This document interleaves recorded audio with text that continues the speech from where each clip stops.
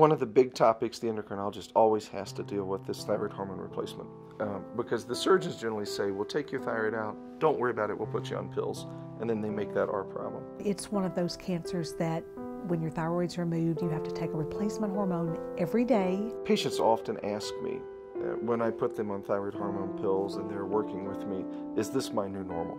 Is this just me now? Or can we keep working to improve it? And most of the time I go, I don't know. It's very difficult to know. Many times this is the new normal. Well, probably the most important thing is just general consistency. I mean, it is a pill they're going to need once a day for the rest of their life. I usually tell my patients it's going to be at least a year before we know where we're going to settle out.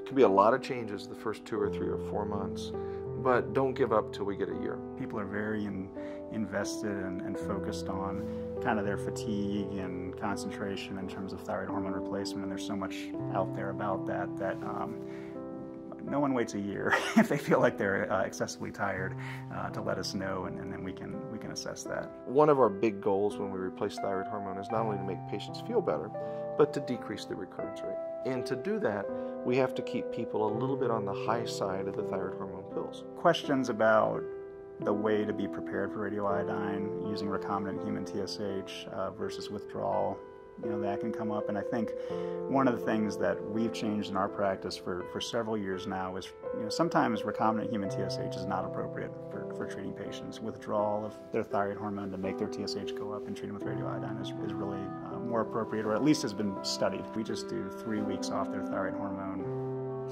straight, and that is easily as well tolerated, if not better tolerated, much easier in terms of kind of having your calendar set for I'm taking this medicine and I'm stopping that and taking this one. Probably 80-85% of my patients feel okay on levothyroxine. And not perfect, but they don't complain about it. 10 or 15% of people feel really bad. There are some people that are really lucky. I pick out the right dose. I'm lucky it's the magic dose. They never change for 20 years. God knows I take the credit for that. The real truth is I probably had nothing to do with it, because I have just as many patients that we have to keep adjusting and keep adjusting. So it definitely can be a challenge. Most of the time we arrive at pretty close to the right dose in 2 or 3 months, but sometimes there's a little tweaking. The nice thing about thyroid hormone is it has a very long half-life. So it really doesn't have to be at exactly the same time every day. So my general approach is try to get us where we're 90-95% and then slow down. And let's hold tight and see what happens over time. And sometimes that's a little more helpful. I recommend taking it first thing in the morning. I just think that's easiest. You do want to take it on an empty stomach, with some water. I've had patients say, well, do I have to have a full 8 to 12 ounces of water? No, you can just, get it down. And for most patients, what I say is your feet hit the floor, take your pill, go through your sort of morning routine, whatever that is, and then you can eat afterwards. And there's nothing wrong with taking it at night. If your schedule works out where it's better at night, that's fine. We can always just check the levels if there's a change in your schedule and adjust accordingly. So it seems like there can be a lot of angst about how to take this medicine. The new normal should mean you get on with your life.